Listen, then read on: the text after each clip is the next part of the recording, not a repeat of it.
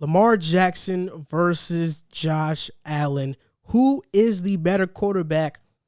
We thought there would be more quarterbacks in this debate. The 2018 class was Baker Mayfield, Darnold, Allen, Josh Rosen, and Lamar. To this point, Sam Darnold and Josh Rosen have been busts. Baker Mayfield is a good quarterback, but he's not on the level of Allen or Lamar. Lamar and Allen are the two superstars of this class. So what's your opinion? Who do you think is better between Josh Allen or Lamar Jackson? Even better question, who would you take? If you're starting the team, do you want Josh Allen or do you want Lamar Jackson to be your franchise quarterback? So if you're asking me, I'll frame this two different ways. If you're asking me who has been better to this point, I would say Lamar Jackson has had the better career to this point. Just he had the MVP season, and although I'll get into who I think I would take, I think Lamar Jackson has had the better career up to this point. But when you're talking long-term and who I would take to start my franchise with from here on out, personally, I would go with Josh Allen. Even though it's only been one season that he's shown he can play at an elite level, and that definitely concerns me, I would go with him just because he has that arm talent that I don't know Lamar Jackson has.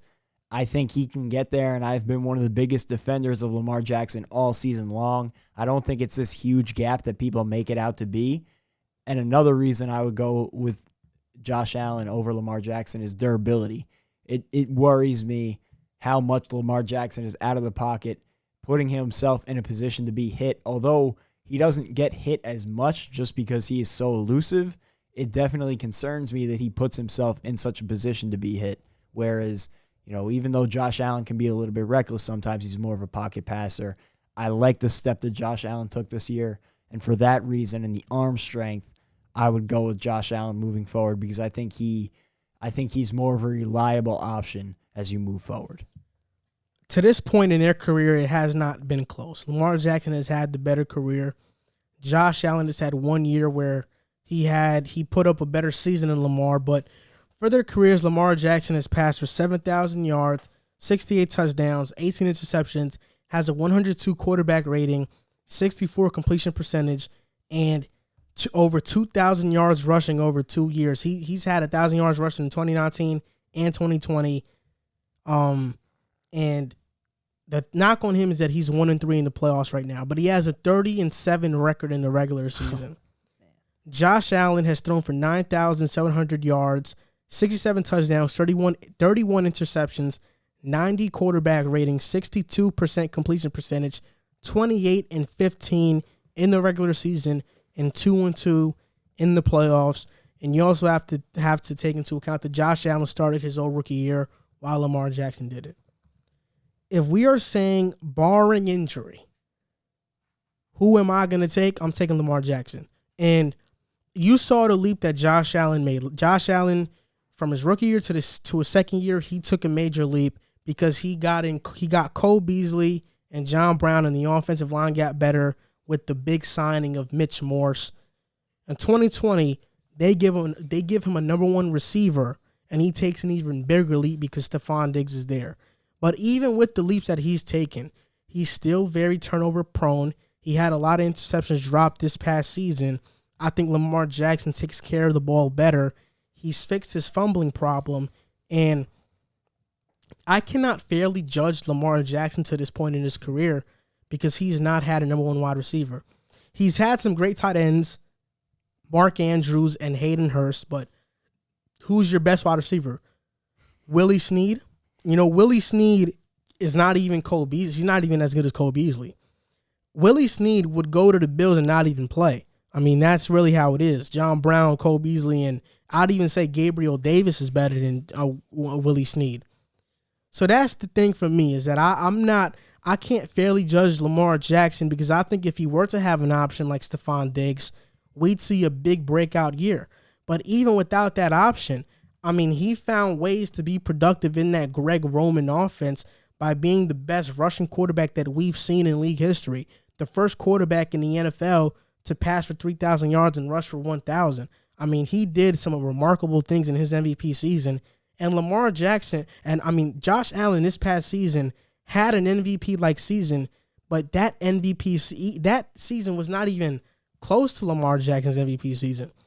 The edge you can give Josh Allen would be in the playoffs because he is 2-1 and 2-2 in the playoffs. He has thrown 5 touchdowns to only 1 interception, while Lamar has thrown 3 touchdowns to 5 interceptions in the playoffs. So in the playoffs, you can tell me that, but the only reason you could even think about taking Josh Allen is because of that injury concern.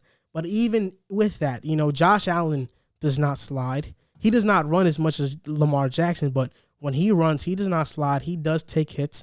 He's very reckless as well when he runs the ball. So I think that exists with both of them, even though it does exist with Lamar a little bit more or way more, it does exist with Josh Allen too.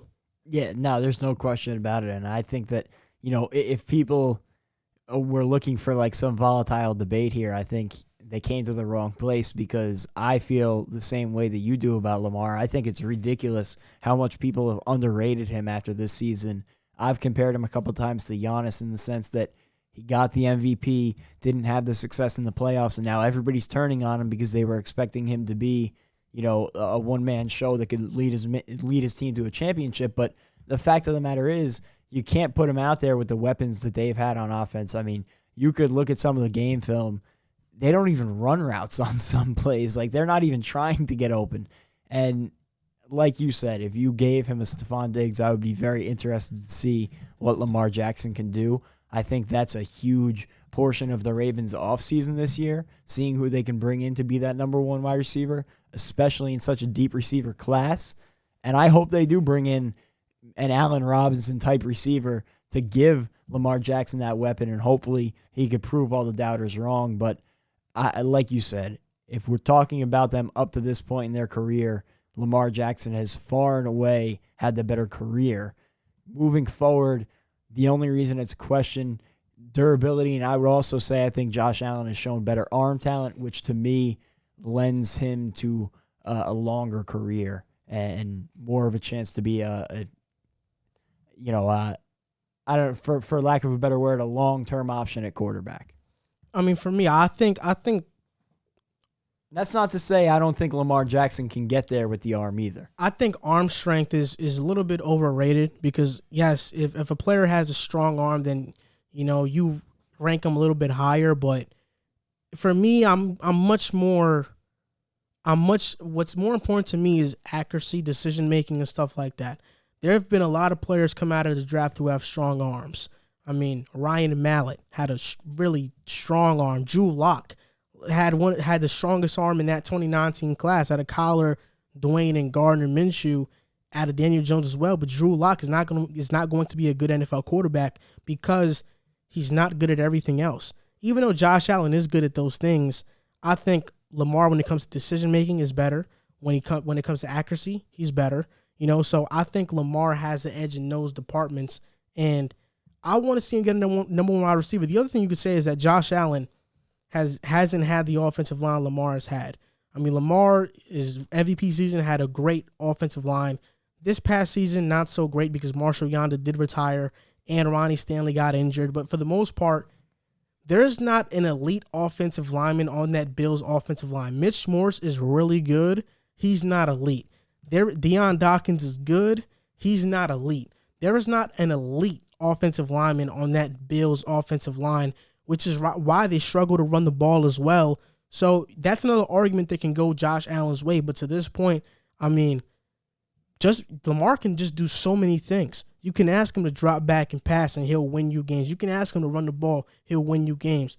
He can do everything, and that's why I think I would just give the edge to Lamar Jackson. Yeah, that's the crazy thing to me. A lot of people criticize him for the amount that he runs, even though he's so successful with it. Like, why does it matter if he's running for 20 yards versus passing for 20 yards? It's getting the job done either way. Each time picks you up a first down, so I don't understand why there's such a stigma on him running the ball as well as he does it. I mean, you look at that Titans game, he had some runs that literally won them the game, and people didn't give him credit for it because it was a run. They called him a running back. It's ridiculous. He threw 36 touchdowns his rookie year. I feel like second year.